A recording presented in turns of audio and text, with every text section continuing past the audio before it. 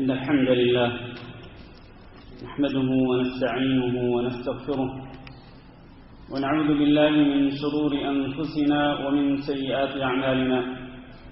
من يهده الله فلا مضل له ومن يضلل فلا هادي له، وأشهد أن لا إله إلا الله وحده لا شريك له، وأشهد أن محمدا عبده ورسوله. اللهم صل على محمد وعلى آل محمد كما صليت على إبراهيم وعلى آل إبراهيم إنك حميد مجيد. اللهم بارك على محمد وعلى آل محمد كما باركت على إبراهيم وعلى آل إبراهيم إنك حميد مجيد.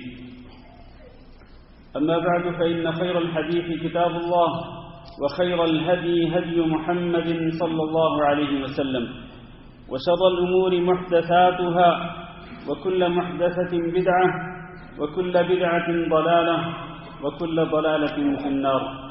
أعوذ بالله من الشيطان الرجيم. يا أيها الذين آمنوا اتقوا الله حق تقاته ولا تموتن إلا وأنتم مسلمون. يا أيها الناس اتقوا ربكم الذي خلقكم من نفس واحدة وخلق منها زوجها وبث منهما رجالا كثيرا ونساء، واتقوا الله الذي تساءلون به والأرحام إن الله كان عليكم رقيبا. يا أيها الذين آمنوا اتقوا الله وقولوا قولا سديدا يصلح لكم أعمالكم ويغفر لكم ذنوبكم، ومن يطع الله ورسوله فقد فاز فوزا عظيما. عزیز القدر بھائیوں اور دوستوں اور معززات ماؤں، بہنوں، بیٹیوں اور خواتین اسلام، آج مسلمانوں کے لیے بہت ہی عظیم دن ہے. یہ دن عید الفطر کا دن کہلاتا ہے، اور یہ مسلمانوں کے لیے خوشی کا دن ہے. نبی کریم صلی اللہ علیہ وسلم جب ہجرت کر کے مکہ مکرمہ سے مدینہ منورہ تشریف لائے تو حضرت انس رضی اللہ تعالیٰ عنہ کی روایت کے مطابق اہل مدینہ کے 2 دن تھے جن میں وہ کھیل کود کر خوشی کا اظہار کرتے تھے. اپنے مردوں کو اپنی عورتوں کو سنوارتے تھے، اپنے بچوں کو سنوارتے تھے، اور مرد لوگ باہر نکل کر مختلف کھیل کود کے اندر شریک ہو کر وہ خوشی کا اظہار کرتے تھے. نبی کریم صلی اللہ علیہ وسلم نے پوچھا کہ یہ کون سے دن ہیں؟ تو مدینہ والوں نے جواب دیا کہ ہم جاہلیت کے اندر بھی اسی طرح سے خوشی مناتے تھے، سال میں 2 دن، اور ابھی بھی ہم اسی طرح سے خوشی مناتے ہیں. سال کے اندر 2 دن ہم نے خاص کیے ہوئے ہیں. نبی کریم صلی اللہ علیہ وسلم نے فرمایا کہ اللہ تعالیٰ نے تمہیں ان جاہلیت کے 2 دنوں کی جگہ پہ 2 دن دے دیے ہیں اسلام کے اندر، اور وہ ہیں یوم الفطر اور یوم الاضحیٰ، یعنی عید الفطر کا دن اور دوسرا عید الاضحیٰ کا دن. اس سے ثابت ہوا کہ مسلمانوں کی 2 ہی عیدیں ہیں، اور آج اتفاق سے مسلمانوں کے لیے 2 عیدیں جمع ہو رہی ہیں. ایک تو سالانہ عید ہے عید الفطر، اور ایک ہفتہ وار عید ہے یوم الجمعہ. گویا کہ 2 عیدیں اکٹھی ہو گئی مسلمانوں کے لیے. میرے بھائیوں، آج کا دن خاص طور پر یہ کن لوگوں کے لیے عید کا دن ہے؟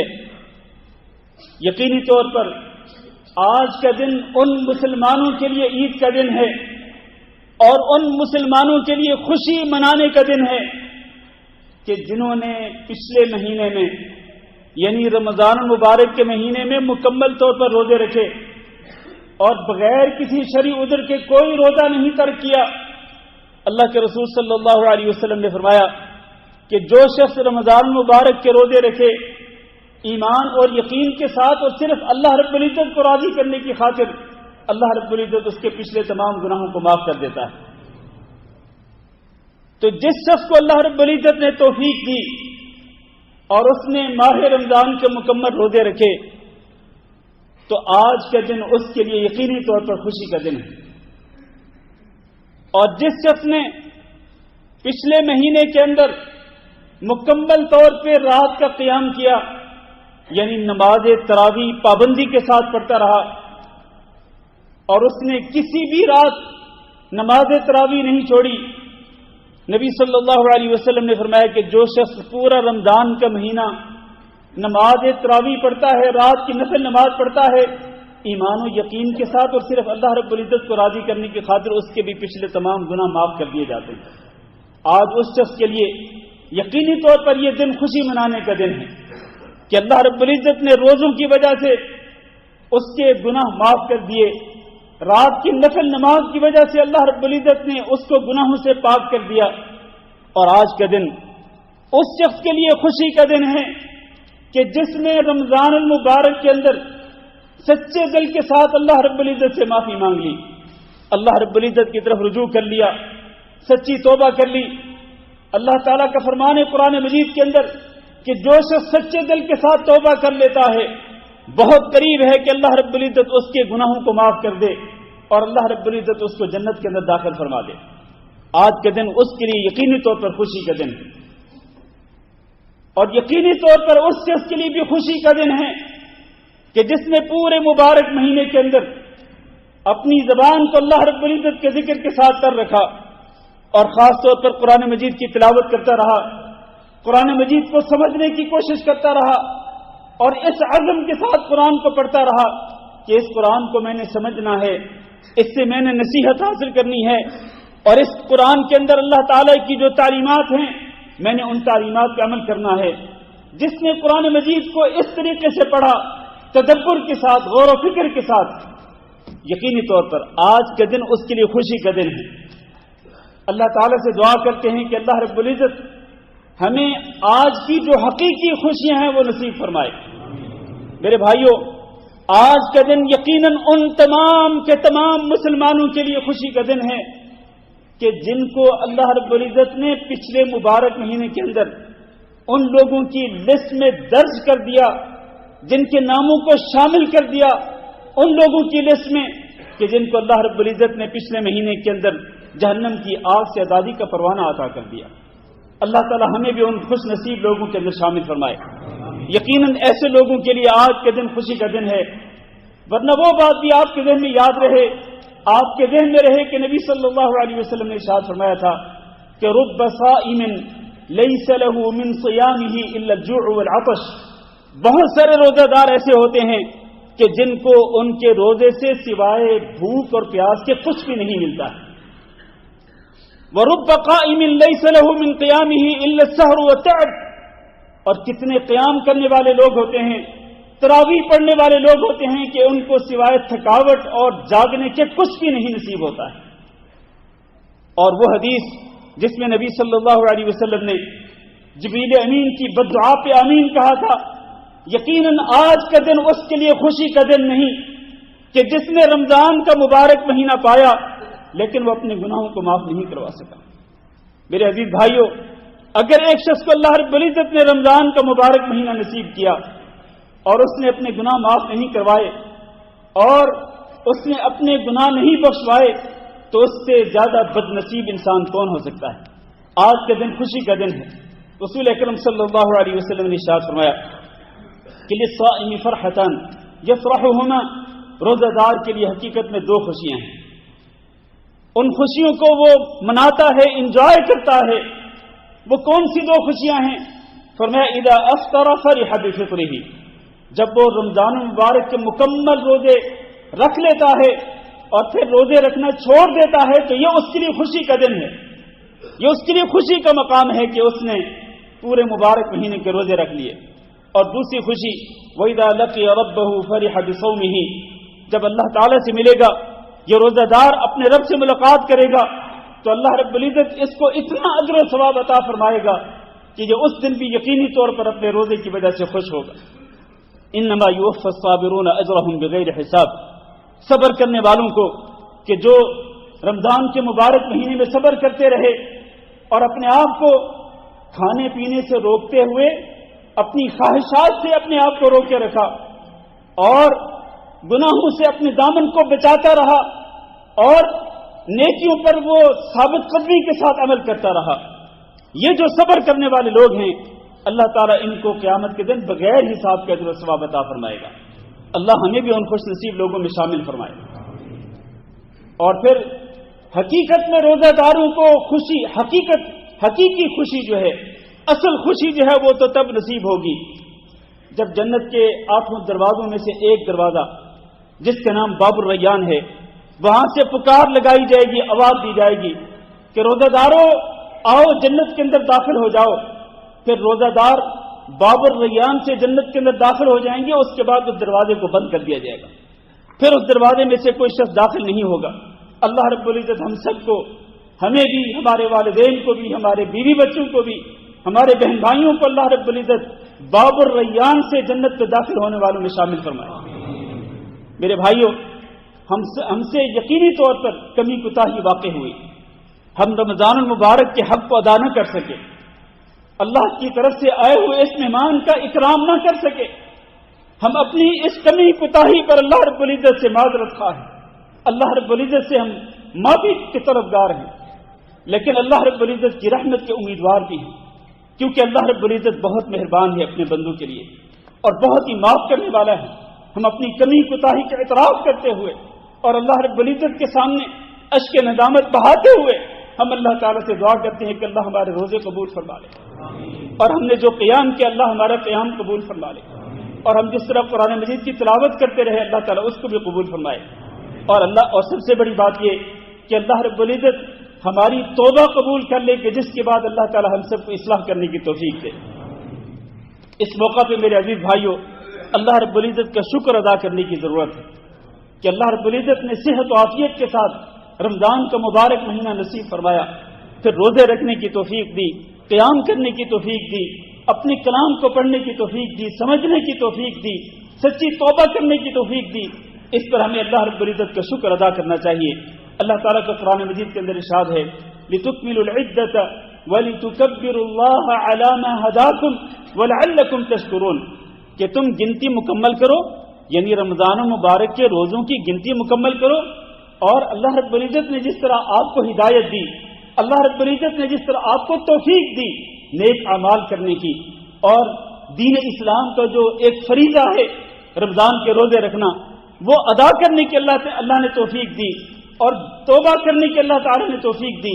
اس پر تم اللہ رب العزت کی بڑائی بھی بیان کرو، لعلکم تشکرون، اور اللہ رب العزت کا شکر بھی ادا کرو. اور شکر جو ہے وہ صرف میرے عزیز بھائیوں زبان کے ساتھ ادا نہیں ہوتا، بلکہ شکر جو ہے وہ عمل کے ساتھ بھی ادا ہوتا ہے.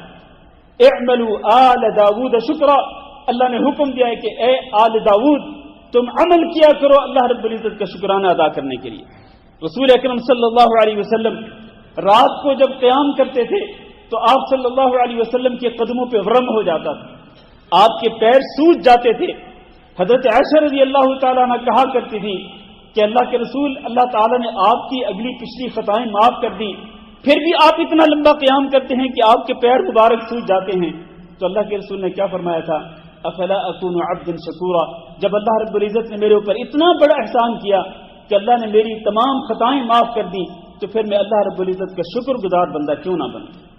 گویا کہ شکر گزاری کس طرح ہوتی ہے؟ عمل کے ساتھ ہوتی ہے. لہذا ہمیں آئندہ زندگی کے اندر یہ مبارک مہینہ ختم ہو گیا، صحیفے لپیٹ دیے گئے، اور ان لوگوں کے نام بھی اللہ رب العزت کی طرف بلند کر دیے گئے جن کو اللہ رب العزت نے معاف کر دیا، اور جن کو اللہ رب العزت نے جہنم کی آگ سے آزاد فرما دیا. صحیفے لپیٹ دیے گئے. لیکن جب تک میرے عزیز بھائیوں زندگی باقی ہے، ہم نے زندگی کے آخری سانس تک اللہ رب العزت کی اطاعت اور اس کی فرمانبرداری پہ قائم رہنا ہے، استقامت اختیار کرنی ہے اور ثابت قدمی اختیار کرنی ہے میرے عزیز بھائیوں. کیونکہ استقامت اور ثابت قدمی اختیار کرنا انتہائی ضروری ہے. اللہ رب العزت کے احکام پہ عمل کرنے کے لیے کوئی خاص سیزن نہیں ہوتا کہ صرف رمضان کے مبارک مہینے کے اندر آپ اللہ رب العزت کی فرما برداری کریں اور گناہوں سے اعتراف کریں اور اس کے بعد پھر آزاد ہو جائیں، آپ کو کھلی چھٹی مل جائے. نہیں، مسلمان ہے ہی اسی چیز کا نام کہ وہ اپنے پہلے سانس سے لے کر آخری سانس تک اللہ رب العزت کے حکم کے مطابق، اللہ کے دین کے مطابق، اللہ کی ہدایات اور تعلیمات کے مطابق وہ زندگی بسر کرے. اس لیے ہمیں ثابت قدمی اختیار کرنا ہوگی. اور پھر ثابت قدمی کن چیزوں پہ؟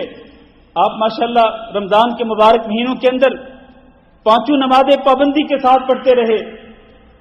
اب یہ حکم ختم نہیں ہوا، اب شوال کے مہینے کے اندر بھی، ذوالقعدہ کے مہینے کے اندر بھی، ذوالحج کے مہینے کے اندر بھی، اور سال کے باقی تمام کے تمام مہینوں کے اندر 5 نمازیں پابندی کے ساتھ ادا کرتے رہیے. میں اپنے بھائیوں سے بھی یہ گزارش کروں گا، اپنی ماؤں بہنوں بیٹیوں سے بھی یہ گزارش کروں گا، اللہ تعالیٰ کا یہ حکم ہے کہ یہ نماز جو ہے یہ دین کا ستون ہے. جب تک آپ اس ستون کو قائم رکھیں گے آپ کے دین اسلام کی عمارت قائم رہے گی، ورنہ اگر آپ اس ستون کو گرا دیں گے تو یہ دین اسلام کی عمارت بھی دھڑام سے گر جائے گی. ہمیں اس دین اسلام کی عمارت کو قائم رکھنا ہے، اس کو مضبوط سے مضبوط تر بنانا ہے. اللہ کے رسول صلی اللہ علیہ وسلم آخری لمحات کے اندر جب آپ صلی اللہ علیہ وسلم اللہ رب العزت کے پاس جا رہے تھے، آپ پر موت آنے والی تھی، تو آپ صلی اللہ علیہ وسلم بار بار اپنی امت کو کس بات کی تلقین کر رہے تھے؟ الصلاۃ الصلاۃ وما ملکت ایمانکم. لوگوں نماز کا خیال کرنا، لوگوں نماز پابندی کے ساتھ پڑھتے رہنا اور اپنے ماتحت لوگوں کے حقوق کو بھی ادا کرتے رہنا. اللہ تعالیٰ کا قرآن مجید کے اندر ارشاد ہے وَأْمُرْ أَهْلَكَ بِالصَّلَاةِ وَاصْطَبِرْ عَلَيْهَا. آپ اپنے گھر والوں کو بھی نماز پڑھنے کا حکم دیں اور اسی طرح خود بھی اس پر ثابت قدمی کے ساتھ استقامت کے ساتھ جمے رہیں اور نماز پابندی کے ساتھ پڑھتے رہیں. یہ اللہ کا حکم ہے میرے لیے اور آپ کے لیے بھی. اسی طرح رات کو آپ نفل نماز پڑھتے رہے. جس نماز کو ہم رمضان المبارک کے اندر نماز تراویح کہتے ہیں، اسی نماز کو عام دنوں کے اندر تہجد کی نماز بھی کہتے ہیں. رات کی نفل نماز میرے عزیز بھائیوں، اس نماز کو بھی کبھی نہ چھوڑیں، اور نہیں تو کم از کم 2 رکعات ضرور پڑھیں. رسول اکرم صلی اللہ علیہ وسلم نے فرمایا علیکم بقیام اللیل، تم رات کا قیام کرتے رہا کرو، اس کو کبھی نہیں چھوڑنا. فإنه دأب الصالحین من قبلکم، تم سے پہلے جو نیک لوگ تھے یہ ان کی عادت تھی، وہ قیام اللیل کو کبھی نہیں چھوڑتے تھے. اور مقربۃ الی ربکم، اور یہ قیام اللیل یعنی رات کی نفل نماز اللہ رب العزت کے قریب کرنے کا ذریعہ ہے. ومنہاۃ عن الاثم، اور گناہوں سے بچنے کا ذریعہ ہے. تو اس لیے اس قیام اللیل کی نماز کو، رات کی نفل نماز کو، چاہے آپ عشاء کے فوراً بعد ہی پڑھ لیں، چاہے آپ سونے سے پہلے پڑھیں، چاہے آپ سو کر سحری کے وقت اٹھیں اور پھر آپ پڑھیں. تہجد کی نماز کے لیے ضروری نہیں کہ آپ سوئیں اور پھر اٹھ کے پڑھیں، نہیں، آپ سونے سے پہلے بھی پڑھ سکتے ہیں، آپ عشاء کی نماز کے فوراً بعد بھی پڑھ سکتے ہیں. تو جتنی اللہ رب العزت توفیق دے اس نماز کو مت چھوڑیں. لیکن میرے بھائیو، ایک بات آپ کو خاص طور پر کہنا چاہتا ہوں، کیونکہ کئی لوگ ہوتے ہیں جن کو اللہ رب العزت رات کی نفل نماز پڑھنے کے لیے توفیق دیتا ہے، لیکن بہت سارے لوگ ہوتے ہیں کہ جو دن بھر محنت کرتے ہیں وہ رات کو نفل نماز کے لیے نہیں اٹھ پاتے ہیں اور ان کو توفیق نہیں ملتی. تو کم از کم جو عمل کرنا چاہیے وہ یہ ہے کہ عشاء کی نماز بھی جماعت کے ساتھ ادا کیا کریں اور فجر کی نماز بھی جماعت کے ساتھ ادا کیا کریں. اللہ کے رسول کا فرمان ہے کہ جو شخص عشاء کی نماز جماعت کے ساتھ پڑھ لیتا ہے، پھر فجر کی نماز بھی جماعت کے ساتھ پڑھ لیتا ہے، اس کے لیے ساری رات کے قیام کا ثواب لکھ دیا جاتا ہے. پوری رات کے قیام کا ثواب اس کو مل جاتا ہے اگر وہ ان 2 نمازوں کو پابندی کے ساتھ با جماعت پڑھتا رہے. اسی طرح میرے عزیز بھائیو، آپ نے روزے رکھے، فرض روزوں کا سلسلہ ختم ہو گیا. جن کے فرض روزے باقی ہیں، چاہے وہ مردوں میں سے کسی نے عذر کی بنا پہ چھوڑے، وہ ان روزوں کو قضا کرے، چاہے عورتوں میں سے عذر کی بنا پہ جس نے روزے چھوڑے اس کو بھی وہ روزے قضا کرنے ہیں. اس کے ساتھ ساتھ نفلی روزوں کا سلسلہ بھی چلتا رہنا چاہیے. خصوصی طور پر یہ شوال کے 6 روزے نبی کریم صلی اللہ علیہ وسلم کے شاد گرامی ہے کہ جو رمضان مبارک کے روزے مکمل کرتا ہے اور پھر شوال کے 6 روزے رکھتا ہے تو وہ ایسے ہے جیسے اس نے پورے سال کے روزے رکھ لیے. پورے سال کے روزوں کا ثواب اس کو مل جاتا ہے. اور شوال کے روزے ضروری نہیں کہ آپ کل سے ہی شروع کریں، نہیں، آپ ریسٹ لے سکتے ہیں، کل پرسوں ترسوں جتنے دن آپ ریسٹ لینا چاہتے ہیں لے سکتے ہیں. اس کے بعد 6 روزے رکھیں، چاہے تو اکٹھے رکھ لیں اور چاہے تو الگ الگ رکھ لیں، آپ کے لیے مکمل طور پر اختیار ہے، آزادی ہے، لیکن 6 روزے رکھنے چاہیے. 1-2 باتیں اور کر کے میں خطبہ ختم کرتا ہوں. میرے عزیز بھائیو، رمضان المبارک کے اندر آپ خصوصی طور پر اس کا خیال کرتے ہیں کہ اللہ رب العزت کی نافرمانی نہ ہونے پائے اور زبان سے جھوٹ نہ نکلے، زبان سے غیبت نہ ہو، زبان سے چغل خوری نہ ہو. آپ اپنی زبان کی بھی حفاظت کرتے ہیں، آپ اپنے کانوں کی بھی حفاظت کرتے ہیں. میرے بھائیوں، یہ جو حکم ہے اپنی زبان کی حفاظت کرنا، اپنے کانوں کی حفاظت کرنا، اپنی آنکھوں کی حفاظت کرنا اور اپنے پورے جسم کو اللہ رب العزت کی نافرمانی سے بچانا، یہ رمضان المبارک کے مہینے کے ساتھ خاص نہیں ہے بلکہ یہ پورے سال کے لیے، اور اسی کو تقویٰ کہا جاتا ہے۔ میرے عزیز بھائیو، یہ جو روزے کا اصل ہدف ہے لعلکم تتقون، اس کا مطلب بھی یہی ہے۔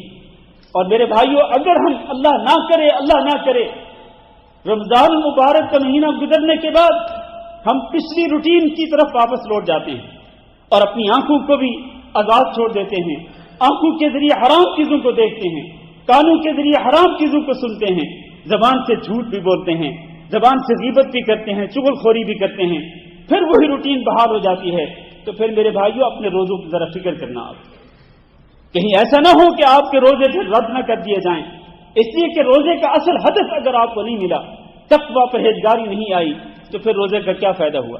نبی کریم صلی اللہ علیہ وسلم نے ہی ارشاد فرمایا تھا کہ جو شخص روزہ رکھ کر جھوٹ کو نہیں چھوڑتا تو اللہ کو کوئی ضرورت نہیں کہ وہ بھوکا اور پیاسا رہے۔ اس لیے میرے عزیز بھائیوں، یہ جو تقویٰ ہے یہ آپ کی زندگی کا سفر خرچ ہے۔ جس طرح ایک مسافر کو زاد راہ کی ضرورت ہوتی ہے، سفر خرچ کی ضرورت ہوتی ہے، یہ جو تقویٰ ہے یہ پوری زندگی کا یہ زاد راہ ہے، سفر خرچ ہے۔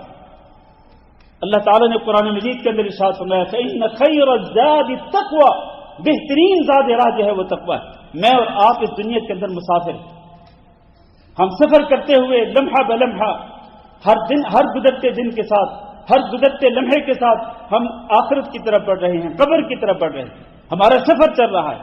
اس سفر کے اندر ہمارے لیے جو بہترین زاد راہ ہے وہ تقویٰ ہے۔ اس لیے ہمیں تقویٰ جو ہے اس کو نہیں چھوڑنا چاہیے اور اپنے دامن کو اللہ رب العزت کی نافرمانی سے بچاتے رہنا چاہیے۔ میرے بھائیوں، آج کا دن خوشی کا دن ہے، لہذا آج اپنے دلوں سے ناراضگیوں کو ختم کر دیں۔ آپ کی اگر اپنے گھر والوں سے ناراضگی ہے، اپنی اولاد سے ناراضگی ہے، اپنے قریبی رشتہ داروں سے ناراضگی ہے، یہ ساری ناراضگیاں ختم کر دیں اور اپنے دل کو پاک کر لیں، اپنے دل کے اندر بغض نہ رکھیں، اپنے دل کے اندر حسد نہ رکھیں، نفرت نہ پالیں، کدورتیں نہ پالیں۔ آج کا دن خوشی کا دن ہے کہ آپ آج صلح کر لیں، اور بہترین آدمی وہ ہوتا ہے جو صلح کرنے کے لیے پہل کرتا ہے۔ اگر آپ کی کسی سے ناراضگی ہے، آج پہل کرتے ہوئے آج کے دن ہی آپ کو چند قدم چل کے جانا پڑتا ہے، یہ گاڑی پہ سوار ہو کے اس کے پاس جانا پڑتا ہے، بے شک جائیں اور اس کو گلے لگائیں، جس سے آپ کی ناراضگی ہے اس سے ناراضگی دور کریں، اپنے دلوں کو پاک کر لیں۔ اس لیے خصوصی طور پر رشتہ داروں کے معاملے کے اندر نبی کریم صلی اللہ علیہ وسلم کی شاد گرامی ہے، جو شخص یہ چاہتا ہے کہ اس کے رزق کے اندر برکت دے دی جائے اور اس کی عمر کے اندر برکت دے دی جائے، اس کو چاہیے کہ وہ صلہ رحمی کرے۔ صلہ رحمی کے ذریعے گویا دو فائدے حاصل ہوتے ہیں، ایک تو رزق کے اندر برکت آتی ہے اور دوسرا یہ ہے کہ انسان کی عمر اور اس کی زندگی میں بھی برکت آ جاتی ہے۔ آخری بات میں اپنی ماؤں بہنوں سے کرنا چاہتا ہوں۔ اللہ رب العزت نے قرآن مجید کے اندر ان مسلمان عورتوں کو مخاطب ہوتے ہوئے ارشاد فرمایا سورۃ الاحزاب میں وَقَرْنَ فِي بُيُوتِكُنَّ وَلَا تَبَرَّجْنَ تَبَرُّجَ الْجَاهِلِيَّةِ کہ اے مسلمان عورتوں، اگرچہ خطاب تو نبی صلی اللہ علیہ وسلم کی ازواج مطہرات کو ہے، لیکن یہ آیات تمام کی تمام ایمان والی عورتوں کے لیے۔